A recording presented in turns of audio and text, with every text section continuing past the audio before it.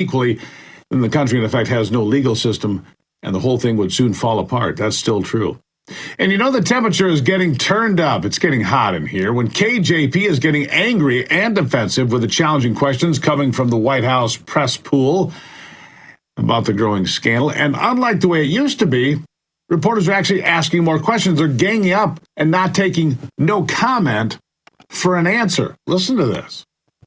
Kirby wouldn't answer James's question, though. Are you going to answer the question? I mean, not a reasonable question to ask, but the President of the United States was involved, as this message seems to suggest, in some sort of a coercive conversation for business dealings by his son. Is that something, if he wasn't, then maybe you should tell us. So here's the thing, and I appreciate the question. I believe my colleague at the White House Counsel has answered this question already, has dealt with this, has made it very clear. I just don't have anything to share outside of what my colleagues have shared, and so I would refer you to him and the DOJ. Just not going to comment from here.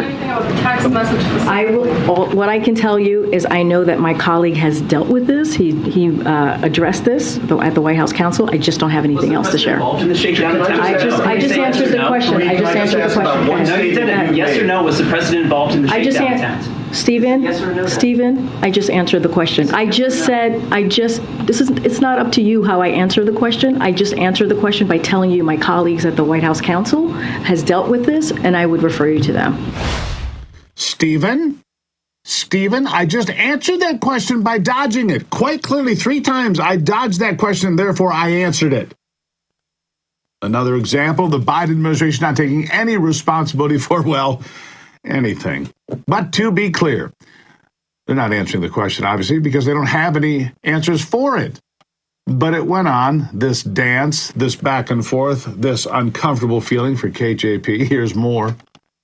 Can you just remind us what your colleague said from the White House Counsel so we have it? I would refer you to them, and they will share their statement with all of you. My question is about your statements from that podium. You've stated that the president stands by his comment from the 2020 campaign that he never once discussed his son's overseas business dealings with his son.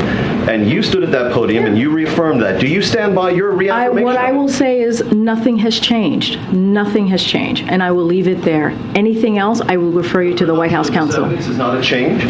I just answered the question. You just asked me, does my statement change? I just told you nothing has changed. That's answering the question. Go ahead. The president's home. Go ahead. The president was there 2 days prior. Go ahead, Stephen. I'm calling on your colleague right now. Go ahead. Thank you. To follow up on my colleague, is there anything that you can say with regard to this text message and what the president's son was alleging? Was the president there or not? I would refer you to my colleagues at the White House Counsel. They have addressed this, and I refer you to them. Was the president there or not? And that persistent question of the president's presence, whether or not he was with Hunter on the day of the WhatsApp text message, which Hunter Biden admitted his father was at his side, at least that's what he claimed. I mean, it just continued because the reporters, for once, are persistent in asking the right question. Was he there or was he not there? And these are the networks, ABC, NBC, CBS. It's remarkable, really, considering these are the same networks that let Joe Biden sleep underneath his couch for an entire campaign season before the 2020 election. Didn't bother to ask any questions. Then suddenly they're interested in the fact that Joe Biden might be one of the most, if not the most corrupt president in American history. He's making Warren G. Harding blush. So none of this is looking very good for the president. None of it. Here's more. Listen. Green, have you spoken to the president about this? Have you asked him whether he was there with his son on July 30th? This is not a conversation that I've had with the president. Again, I would refer you to the White House Counsel. Do you plan to have that conversation with the president? No. Did the president speak with the Attorney General at all last night at the state dinner? I cannot say if the president had a conversation with the Attorney General last night. What I can refer you to is the White House Counsel's office as it relates to the allegations. They've already addressed this. This is something for them to deal with. I refer you to the Department of Justice on anything else if you don't want to speak to the White House Counsel's office. So, to be clear, are you going to answer the question about whether the president was with Hunter that day? I refer you away. Are you going to talk to the president about it? No. She has no intention of answering the question now or ever, neither does anybody else. Not John Kirby, not Karine Jean-Pierre. None of them plan to answer any questions at all about anything ever, not until they're absolutely forced to. But the American public seeing this on ABC, NBC, CBS, reading it in major papers like, well, the New York Times and the Washington Post, things are going to change. So none of this looking very good for the president or the Department of Justice or Merrick Garland or the FBI or any of them. And like I said, you really have to wonder why the media is finally asking questions about this. It would be easy to just dismiss everything as Republican conspiracy theories if they've done so many times before. And as they just tried to do when the news of the charges Hunter Biden is facing broke, but the networks have been pushed to a point that they can't ignore this any longer. There are whistleblowers, credible whistleblowers. Congressman Sherman said that they are credible whistleblowers. And the pile of evidence, it's growing every single day. Here's the report from ABC News, for example, that's being seen by millions of Americans. Watch. Republicans on Capitol Hill who insist he got off easy, releasing a whistleblower transcript alleging the younger Biden got preferential treatment. The lead IRS agent investigating Hunter Biden telling Congress they uncovered evidence the president's son pressured a potential Chinese business partner to move ahead with the deal by invoking his father. Allegedly writing in a WhatsApp message, I am sitting here with my father, and we would like to understand why the commitment made has not been fulfilled. The message was allegedly sent in 2017, when Joe Biden was already out of office and Hunter Biden was heavily addicted to crack cocaine. His lawyer today saying any verifiable words or actions of my client in the midst of a horrible addiction are solely his own and have no connection to anyone in his family. The White House counsel's office adding the president was not in business with his son. The president standing by him. I'm very proud of my son. I'm very proud of my son. Is it nap time? Now, that little tidbit about Hunter being addicted to crack cocaine may be their way out of this mess. That is, if they even want President Biden to stay in office. I mean, that was a not-so-subtle dig at the first son and his criminal exploits that have all been documented by the contents of the now infamous laptop and all the nudity and all the cheap pornography and all the drugs and all the prostitutes and all the felonies committed on tape for the FBI to review ever since December of 2019, and the piles of evidence also being covered by CBS. And this means the protective circle provided by the mainstream media is breaking down. And the sharks, well, believe it or not, they seem to be beginning to circle. So much so I can hear Gavin Newsom and Gretchen Whitmer salivating at the idea of being president themselves. Listen. As a Republican-led House committee releases testimony from two IRS whistleblowers, alleging the evidence supported felony tax evasion charges, more serious than the deal cut by the president's son. There seems to be a real contradiction between what the whistleblower is reporting and what the U.S. attorney has agreed to. One of the IRS whistleblowers, Gary Shapley, told congressional investigators under oath, I am alleging with evidence that the Justice Department provided preferential treatment, slow-walked the investigation, did nothing to avoid obvious conflicts of interest. The allegations went further that the Trump-appointed U.S. Attorney David Weiss was blocked from bringing charges in Washington, D.C., California, and sought special counsel status, a claim denied by the Attorney General. The only person with authority to make somebody a special counsel or refuse to make somebody a special counsel is the Attorney General. Mr. Weiss never made that request to me. Garland strongly disputed allegations of interference and left the door open for Weiss to answer Congress's questions. I would support Mr. Weiss explaining or testifying on these matters. Shapley also claimed there was a recovered 2017 WhatsApp message from Hunter Biden apparently sent to a Chinese businessman over an outstanding payment, stating, quote, I am sitting here with my father. We would like to understand why the commitment made has not been fulfilled. Hunter Biden allegedly texted, according to the transcript. If true, this would seem to contradict comments from President Biden that he was not involved in his son's business deals. There it is. Why has it not been fulfilled? Where's the money? Show me the money. And look, it's obvious that the president was involved in his son's business deals. That's my take. Maybe the evidence is finally so overwhelming that the mainstream media just can't ignore it anymore. Those reports pretty damning and being seen by millions. I'm not sure how it's going to play out, but now you even have little Chucky Todd saying that the IRS whistleblower in question, Gary Shapley, is credible. Little Chucky, listen.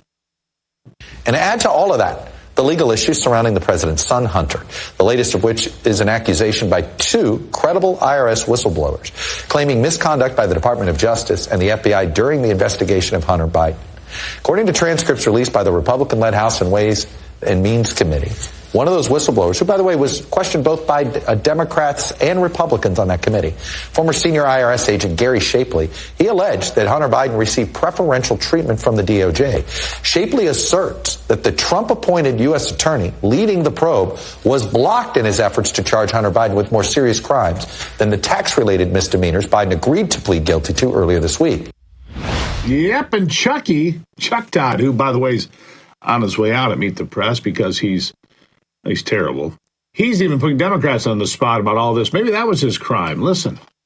Dinner, do you think it was appropriate for Hunter Biden to be at the same event as the Attorney General Merrick Garland was in the same week he accepted a plea deal? You know, I think as the president explains, that's his son. That's a separate thing. And I would like to say about that decision was made by an independent prosecutor who is a Trump-appointed U.S. attorney who had 10 years of experience, well-respected. Philadelphia Inquirer reported that he was a registered Republican. He looked at the facts and evidence and made that decision. And by the way, if that's what the Republicans want to run on in the coming election, good luck, because the president is going to be able to run on the strength of his work in bringing 13 million jobs back to America, in resurging manufacturing in our country, and in moving forward. You understand the perception issue of something like that, though? I do. And do you wish that perception were different? You always wish there were different perceptions, but that's not reality. Wow, and she ran for president, too. Remember, not all of the information is out yet. It continues to come out. There's still a lot to uncover, and there may be more whistleblowers who decided, you know what? I'm going to that party as well. The Democrats and the media can no longer claim that this is a conspiracy by Republicans, and they've painted themselves into a corner after 6 years. 6 years of trying to put Donald Trump in prison. The political bias of the DOJ has also been put on display for everyone to see. You, me, everybody. And maybe that's why the White House, the Democrats, and the media all have no good answers for what is going on with Joe Biden and Hunter Biden and the entire Biden clan. And as long as they continue to have no good answers from the podium or from the press box, this will continue to be a story. And you can bet, even if the president faces no legal repercussions, he will face the voters in the general election, if he's still around, that is. Will Democrats have an answer for that? Will they go along with impeachment if an attempt to win an election? Maybe. We'll have to wait to see all the answers come up, but I doubt it. I doubt it. Keep it in mind. Coming up after the break, the Biden scandals are getting difficult to keep up with, as I just went through. They just keep coming and coming and coming. Former Congressman Alan West will join me after the break to share his thoughts on whether or not these could add up to an impeachment and maybe more for old Joe. We'll be back.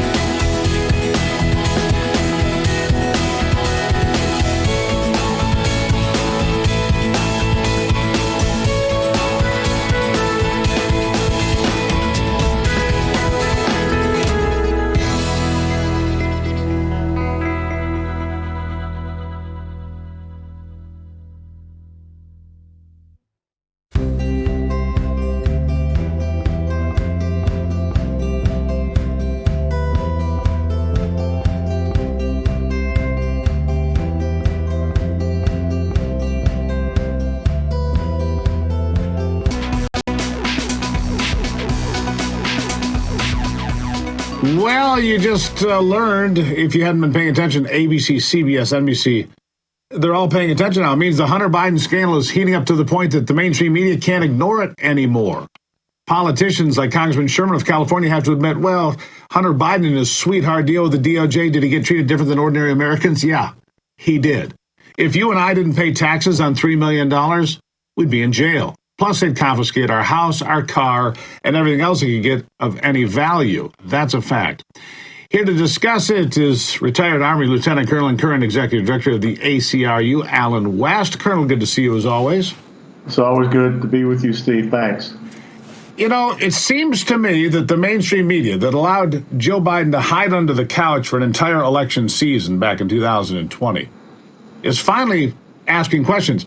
Karine Jean-Pierre getting peppered on the podium there. Yeah. John Kirby just fled. He just, have a good weekend. See you later. Because he saw when he cut off the first reporter, you can see him scan the room, and they're all about to ask him follow-up questions on the same question he didn't answer to begin with. The press is actually awake for once. Weird.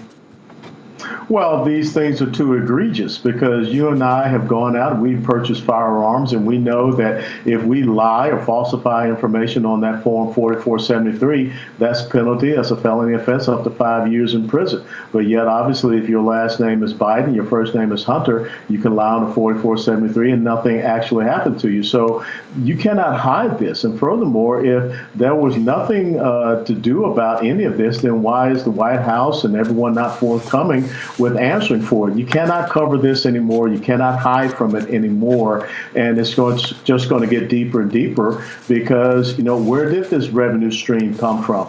This whole thing about the paternity suit out in Arkansas that he has to answer for. So it's stacking up on Joe Biden, and I think that they're looking for an exit strategy from him being their nominee in 2024.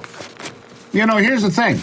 I paid child support at one point in my life. I mean, it happens to millions of Americans. Not really, you know, it's kind of standard procedure. And when you go to the court, they say, give us your financial records. Tell us exactly what you made. And here's your tax return. You don't get to fudge that. And so it is that Arkansas thing that could turn out to be a very big problem. You'd think it was a small deal, but it become very problematic because the latest numbers were $17 million in from Ukraine and elsewhere. $17 million, of which half of which, $8.3 million, was Hunter's, not associated with the $3 million he didn't pay tax on. This is another $8.3 million that whistleblowers say he didn't pay tax on. I mean, this problem it's getting bigger and bigger and bigger.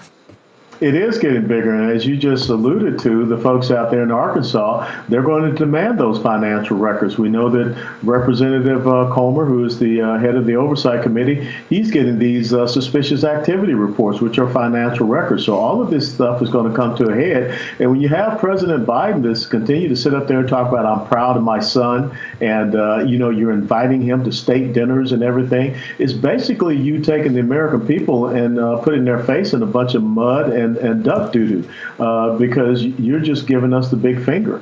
And I think that is also upsetting to not just the American people, but also to the media because, number one, they're not getting their questions asked, and number two, they see this hypocrisy and this incredible double standard.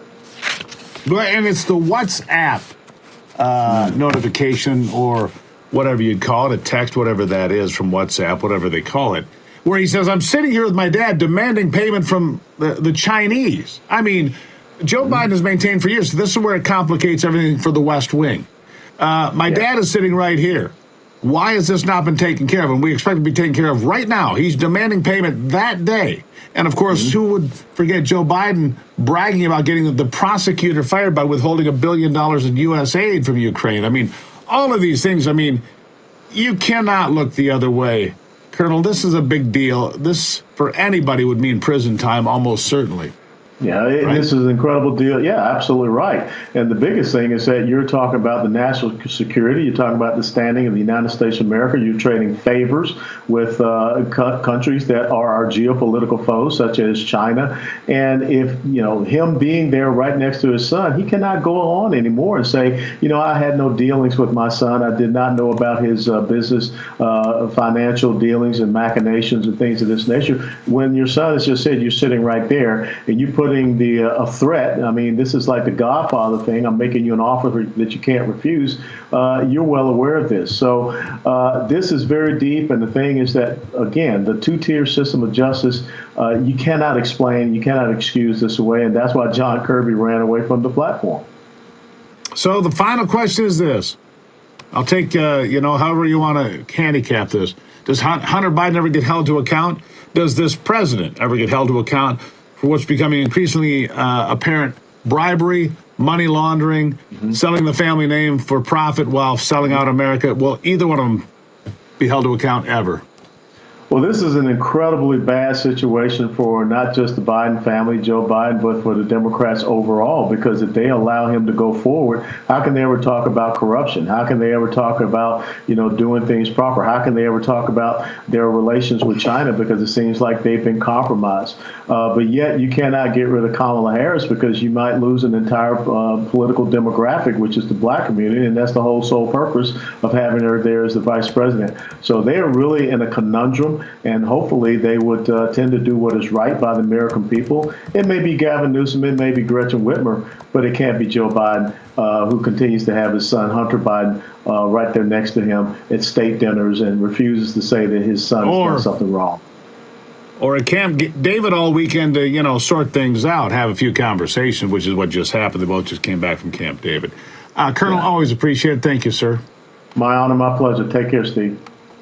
All right, there you have it. After the break, Joe Biden's favorability numbers in the toilet. But a new poll was out showing that a shocking number of people think we are heading in the wrong direction, too. Oh, yeah. Not great. It's coming up on ABL.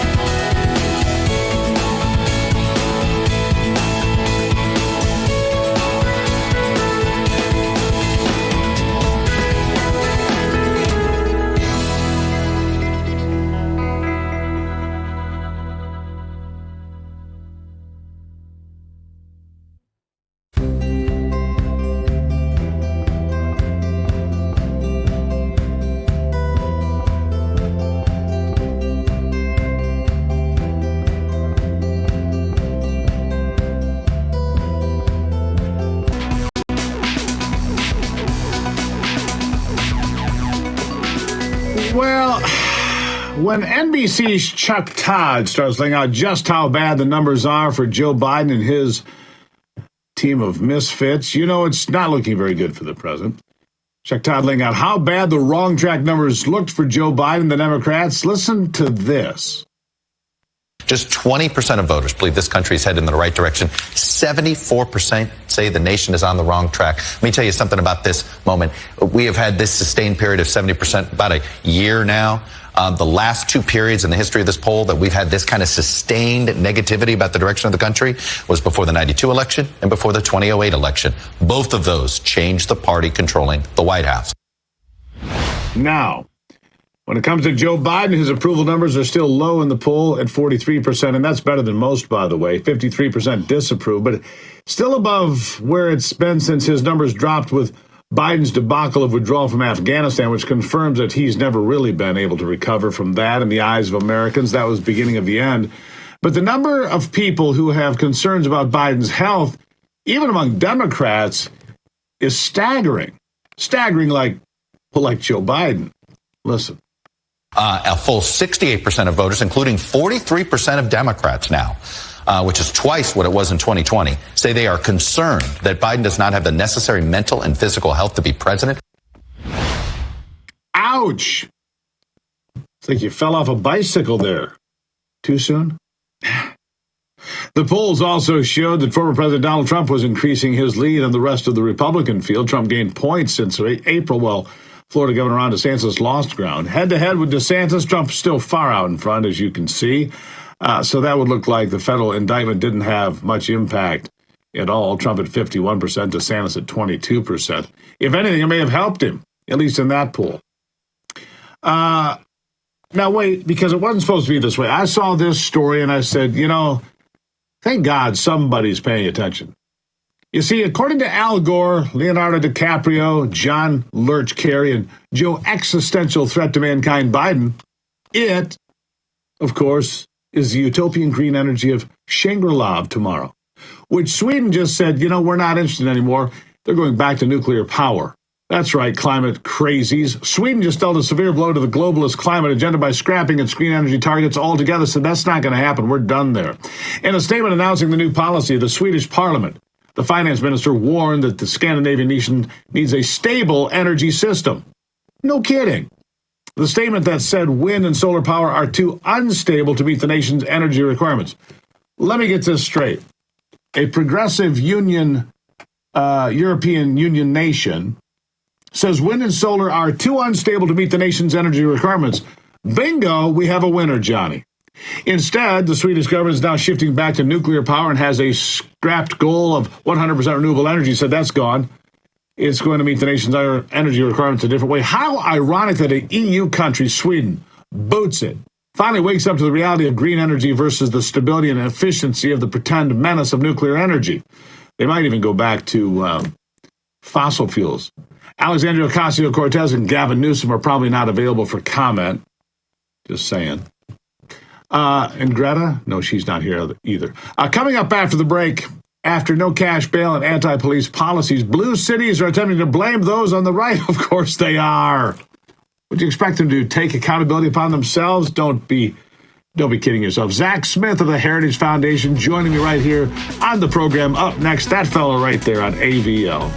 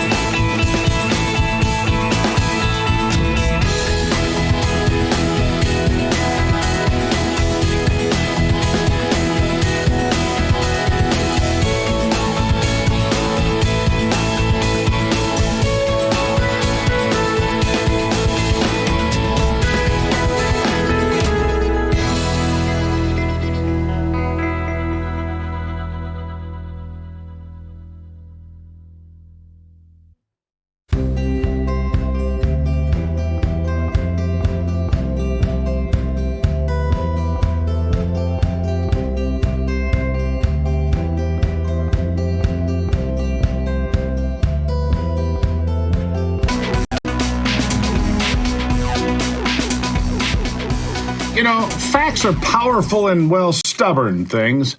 Unfortunately, some on the left have tried to advance their arguments by using facts about state murder rates that, well, technically true, are at best meaningless when taken out of context, and worse, misleading and downright dangerous because they're used to lie about public policy decisions. You see, Democrats know that their soft on crime policies have wreaked havoc in the cities where they have implemented those policies, places like St. Louis. But left-wing politicians and their backers recognize that rising crime rates and the lack of a general sense of safety that follows are a problem for them and their chances for re-election. So what are they doing? The left is engaging in political traditions as old as time: obfuscation, finger-pointing, and blame-shifting. Let's bring in Zach Smith, who is a legal fellow at the Heritage Foundation. He's also the co-author of a brand new book, Rogue Prosecutors, How Radical Soros Lawyers Are Destroying America. There it is on your screen. It's like it's so clear, it's in black and white. Good to have you here, Zach. It's in black and white. There it is. It's so clear. Good to see you, Zach. Steve. Yeah, so here's what they're doing. And I've had Dr. John Lott on talking about it. You've written an entire book about it in part here. Here's what they're doing. Well, look at the red states. They've got bigger crime rates than the blue states. So we'll use Missouri as an example. I mentioned St. Louis. St. Louis has a wildly dangerous crime rate. East St. Louis, right, even worse, right? That's a dangerous city. It's always in the top 4 or 5 for murder and everything else. Then they blame the entire state of Missouri that's bright red for the crime rates of the city that's run by Democrats. That's the sleight of hand that's happening in part, isn't it? Yeah, 100%, Steve. And I'll give Democrats and others on the left credit for kind of how ingenious and craven, frankly, this argument is in trying to shift the blame. But I know this will shock you. What we did, my colleagues at Heritage and I, we looked at these state-level crime data they put out, and then we looked at the city-level data from the biggest, bluest cities in those otherwise red states. So we looked at St. Louis in Missouri, Chicago and Illinois, and we did that across the country and other places as well. And I know this will shock you. Once you remove the crime data from those blue cities, the crime rates in those otherwise red states, particularly the violent crime rates, fall dramatically. And so it really does show in large part that it's these radical left-leaning soft on crime policies that unfortunately are driving so much of the current crime crisis in our country today. You know, Zach, it struck me as an odd thing to do when the Democrats chose Chicago for their convention in 2024. I applaud them for doing it. But all it did was conjure up images of 1968, you know, police with billy clubs and tear gas and riot gear, because Chicago is worse today by far, I'm going to say, in many regards than it was in 1916. I mean, I go to heyjackass.com. I just look at the numbers and I'm just stunned about the Chicago crime statistics. But you're right. You get out of Chicago to the rest of the state of Illinois, it's deep, dark, ruby red. And yet they blame the crime rate on the Republicans for the rest of the state, too. It's absurd. Well, it really is. And in our paper, we wrote The Blue City Murder Problem. We actually do that. We take Chicago's crime statistics out of Illinois, and the murder rate in Illinois drops by over 50%. When you take Chicago out of the equation, it shouldn't come as a surprise, because for too long, Chicago has had a higher violent crime rate, more murders and shootings than happened at the height of the surge in Iraq and Afghanistan. But in a large part, this is being driven by rogue prosecutors who are elected around the country. Kim Foxx, there in Cook County in Chicago, she's one of the worst. She's refused to prosecute a number of crimes. She's essentially given a free pass to criminals, even violent criminals, who are repeat violent offenders.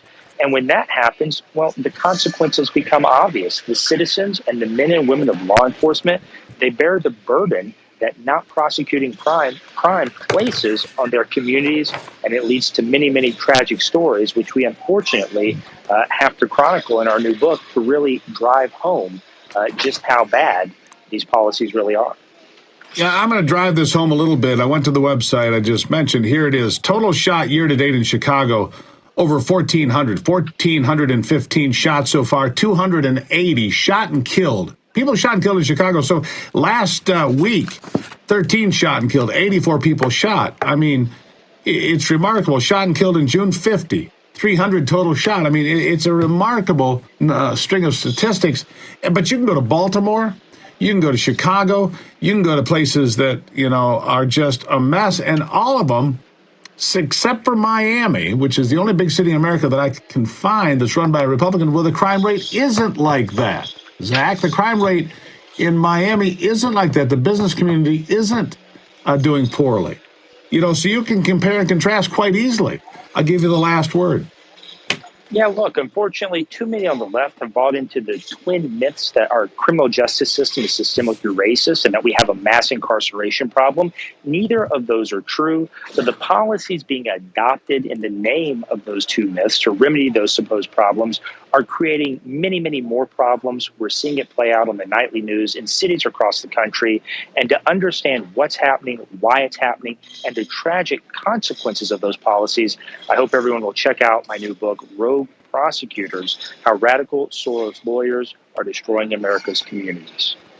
And there it is on your screen. Take a good look at it, folks. Rogue Prosecutors: How Radical Soros Lawyers Are Destroying America, and everything else. And say the name again. I think we had a little bit wrong there. What's the name again? It's called Rogue Prosecutors: How Radical Soros Lawyers Are Destroying America's Communities. It's out officially tomorrow, but available for pre-order at Amazon right now. I wish you well with it, Zach. It's tough telling the truth, but somebody has to do it. Thank you for doing it. We'll take a break and be right back here on America's Voice Live.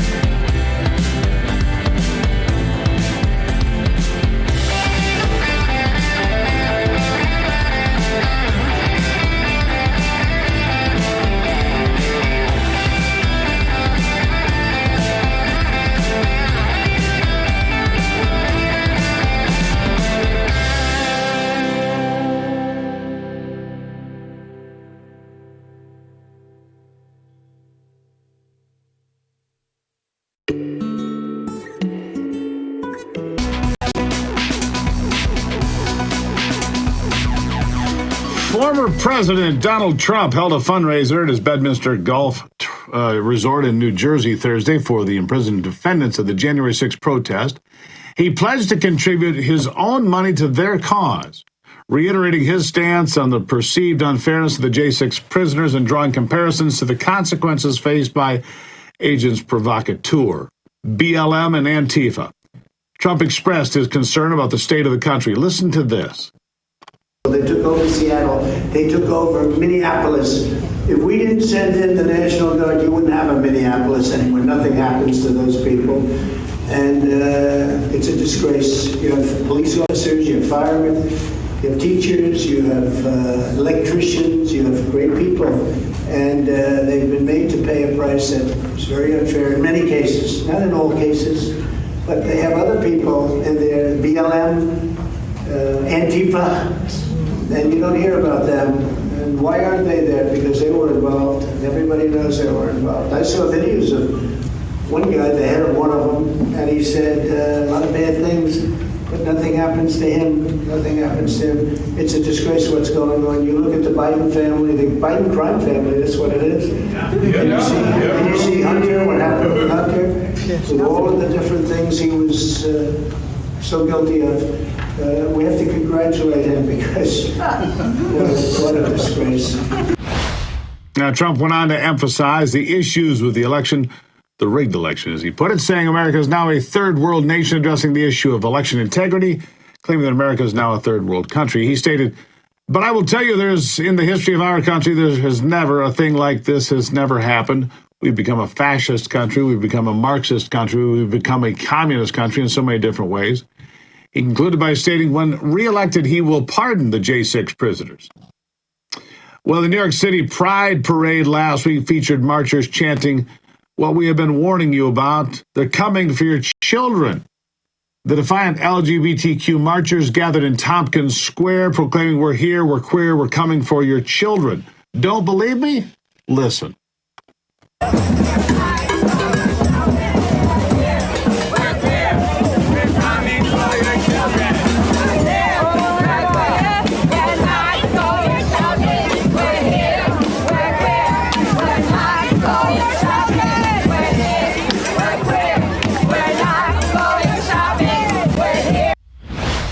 Well, the park is known for its diverse events and visitors, including artists and fashion lovers, and hosted the gathering that continued marching through the village and concluded in the historic Stonewall Inn, infamous for the Stonewall riots in 1969. The park webpage state the performance hosted by the park are as unique as its visitors. The annual lineup includes the outdoor drag festival, Wigstock, and includes 2 playgrounds. Marchers carried signs reading "Groom Sissies" and "Drag isn't for sissies." They were visible during the event, referencing the term cisgender. Watch this part. This is our ring of protection. This is our ring of protection. Solidarity. Solidarity. And our intention. And Joe Biden, didn't he just say that children are not our own? They belong to everybody? To those people, apparently. They're not hiding it anymore, folks. It's not funny and it's not a game. Oh, and Joe Biden, not available for comment. I know you're shocked by that. A poll conducted by Strategies 360 in partnership with the Los Angeles Times revealed 40% of Californians are seriously considering leaving the state, with 61% citing the exorbitant cost of living as the main reason, while 27% point to the state's politics. Trend shows rising housing costs and a diminishing purchasing power, driving residents to seek alternatives. They're going to go Californicate other states. The poll also indicates a 12-point drop in satisfaction with the California economy compared to 2020, and a decrease in the financial security for households making between $50,000 and $100,000. The poll states diversity is viewed as a major benefit by most respondents by fostering the idea of vibrant communities. You know, it's the first time since the California became a state in 1850 that they are losing congressional seats, projected to lose 5 more next time around. Now, we will get back to the news after a quick break and a message from our sponsor, Birch Gold. With Joe Biden in the Oval Office, we've seen an inflation surge, deficit spending, and the national debt have hit record highs.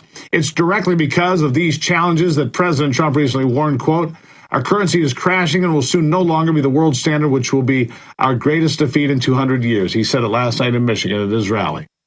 Now, in a direct affront to the dollar's status as global reserve currency, the BRICS groups of nations led by China and Russia, rumored to be just 2 months away from launching its own currency. With the dollar seemingly on its last legs, it's more important than ever to take a hard look at moving some of your savings into gold. And you can own gold in a tax-sheltered retirement account with the help of Birch Gold Group. That's right, Birch Gold will help you convert an existing IRA or 401k into an IRA in gold. And the best part, you don't pay a penny out of pocket. To get started, Birch Gold is giving away a free information kit on gold. Just text the word America to 989898. Think about this. When currencies fail, gold is a safe haven. How much more time does the dollar have, especially with BRICS looming ominously overhead? Well, who knows?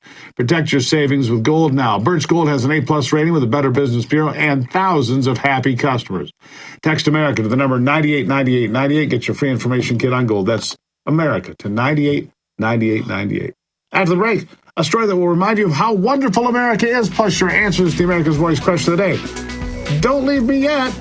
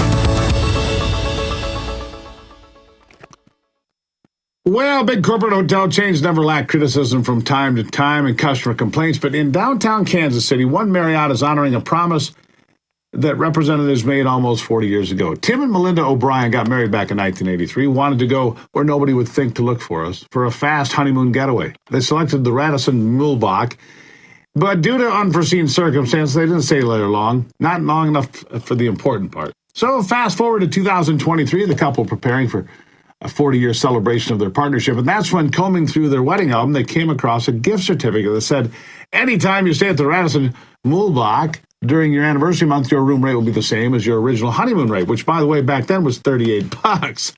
Woo, how times have changed. Listen to this. I was going through our old wedding album, and there was a certificate right there, and I thought, I wonder if they'd still honor this.